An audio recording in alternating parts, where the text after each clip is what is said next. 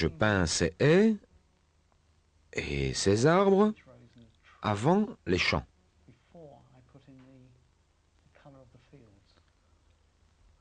C'est un des avantages des acryliques qui, une fois sèches, permettent de superposer, sans dommage, des lavis de couleurs sur d'autres couleurs. Eh bien maintenant, je vais peindre les champs. Tout ceci est complètement sec. Et je commence au centre ici, avec un lavis bleu verdâtre. J'ajoute de l'ocre jaune, tout en progressant vers l'avant.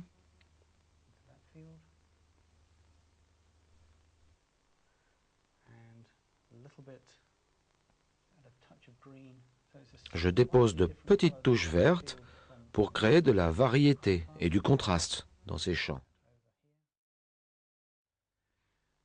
Je développe l'avant-plan, toujours avec le même vert foncé.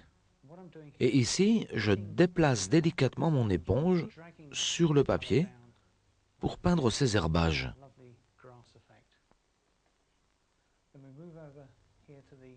J'opère de la même façon pour l'autre rive du ruisseau et je vais utiliser une couleur plus chatoyante.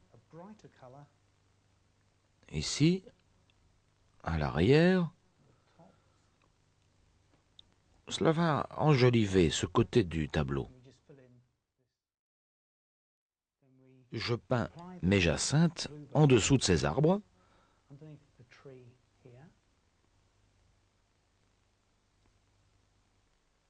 Comme ceci.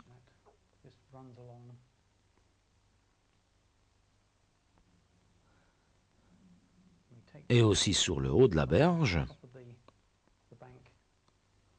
Je descends ensuite jusqu'à la passerelle. Et ici encore, à la base du gros arbre. Vous voyez que j'ai laissé subsister des espaces blancs tout le long, au-dessus de ces herbages. Retenez bien que vous pouvez employer les couleurs acryliques à votre entière convenance, car elles offrent une totale liberté d'action.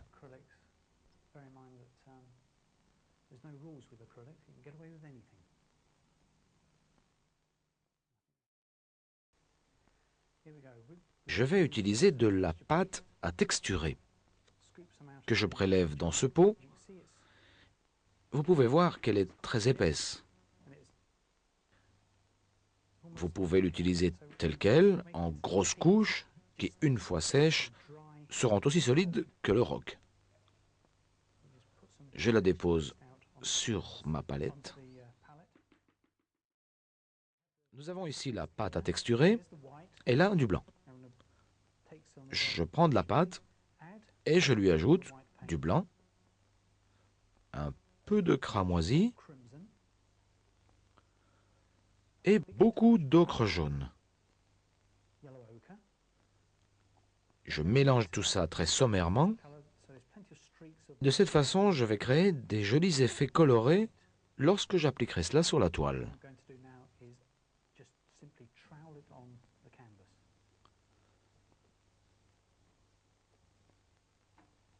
Je dépose la couleur sur la toile.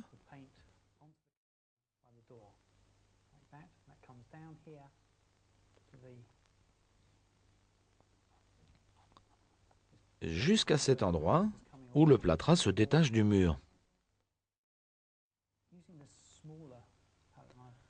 Avec mon petit couteau à peindre, je suggère 1 ou 2 blocs de pierre foncée. J'ai ajouté un peu de sienne brûlée à ma couleur. Je vais ajouter du médium pour glacis. Ce médium à la sortie du tube est blanc, mais mélangé aux couleurs, en séchant, il devient transparent. Je vais appliquer cela sur le mur et peindre les ombres qui descendent sur la porte. L'avantage du médium pour glacis est qu'il laisse transparaître les couleurs et les textures sur lesquelles on l'applique.